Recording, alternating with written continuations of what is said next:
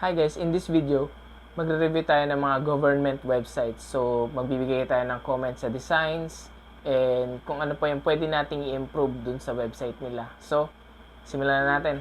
So, ang i-review nating website ngayon is the testa.gov.ph na website. So, una ko napansin dito is yung header niya. Ito, kung nakikita niyo yung mouse ko, wala siyang placeholder. Ayan, lang siya. Ayun, may bug pa. So, sa first load, hindi lumalabas yung placeholder. Pag kinlik mo, dun lang siya lumalabas. So, number 1 bug yan. Then, also the spacing here. Hindi siya, blank lang siya. Wala siyang pwesto. And also kung makikita nyo tong next for banner is hindi siya naka-center and hindi siya gumagana. Then, kung ako gagawa nito, I think naka-center to. And mas malaki siguro yung video. Kung banner naman, pag hindi siya gagana, mas maganda alisin na lang to. Next is to. Then, maganda yung hover effects niya. Okay. Then, next natin is itong vision. Medyo masikip yung vision and mission. Siguro, mas maganda to naka-centered or sa taas to, then naka-center sila, then medyo maluwag. Masyadong masikip eh. Tapos yung spacing sa baba. Ayan. Yun ang comment ko dito sa Then, data privacy policy statement. Kitang-kita na naman yung spacing hindi pantay. Then, next tayo dito sa baba.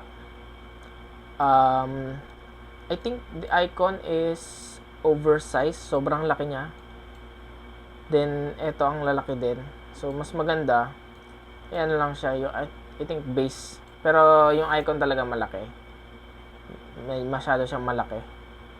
And, also the spacing. See, dito din, oh.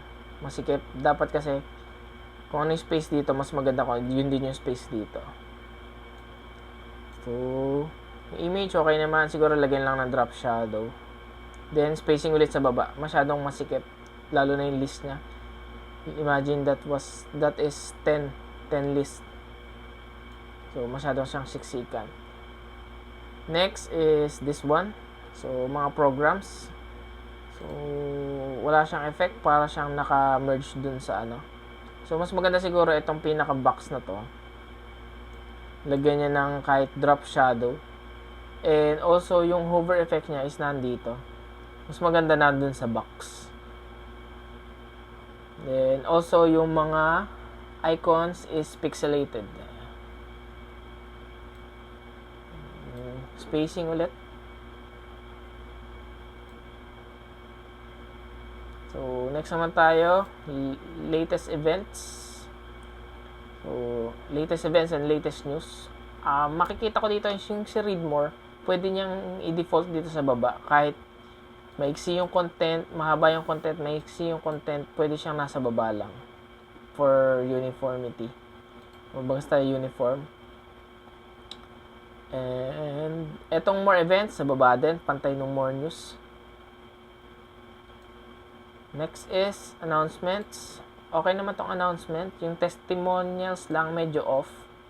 Mas maganda siguro ipantay na lang sila dun sa itaas ng konti yung testimonials.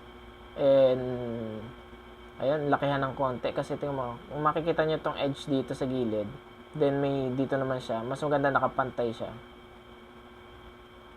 Next is TEDSA offices and contact information.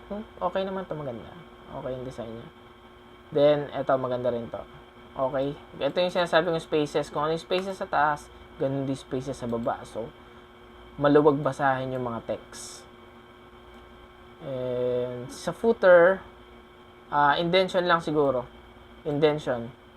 About, then indent ng konti. Programs, indentation ulit. Ayan. Then, ayan, tingnan natin. Ayan. So, ayan, I made some changes. So, kung makikita nyo, so, open natin yung kanina. So, ito yung kanina. So, meron pa siya dyan. Ganito pa yung alignment, malaki yung icon. So, I made some changes dito. So, inalis ko na yung nasa taas dahil parang wala naman siyang purpose dyan eh. Mas maganda kung ilagay siya dito. Dito, yung search bar. patas sa ilalim na yung ano. So hindi ko na to na customize dahil hindi siya customizable. Mahirap na i-customize sa inspect element din. Dito tinanggal ko yung matutulis sa gilid para mas light siya tingnan. Mas magaan siya tingnan. Ayan. Then itong sa vision mission, ginanto ko siya.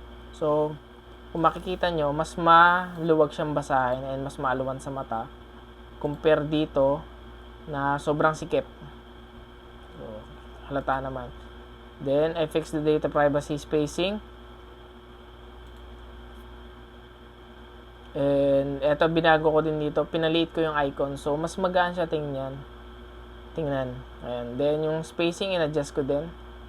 Then, this one also, yung kung ano yung space dito, same din dito. So, compare dito sa isa.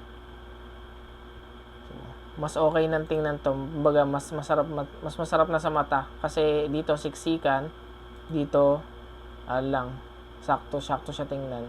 Hindi siya masakit sa mata. And dito sa part na to, hindi ko na siya na-edit dahil mahirap siya i-edit through inspect element. And dito naman, nakita nyo yung difference. Yung sa read more. Ayan. So, mas maganda pag pantay. Tandaan nyo yan. Then, yun lang. Yung ibang part is hindi ko na siya ma-customize dahil limitation na yun sa part ko dahil ang ina-access ko lang is itong inspect element. And by the way, ang gawa pala to sa Bootstrap and Tailwind if I'm not mistaken. Based dun sa mga nakita kong code sa inspect elements. Gawa siya sa Bootstrap and Tailwind. And meron nakita ko rin yung mga effects na sa AOS, sa animation for scroll. Hindi gumagana yung ibang part. So, ayun. Then, ito yung edited kong version. Kung ako yung gagawa. So, yan. Kung may gusto kayong ipa-review na website or portfolio, ilagay nyo lang yung link sa comment section at gagawa natin ng video yan. So, yan. Please subscribe to my channel para lagi kang updated. And follow nyo rin ako sa Facebook page and my TikTok account. Ilalagay ko na lang yung link sa description. So, yun. Sana nakatulong sa inyo yung video nito and maraming salamat. Inspect out.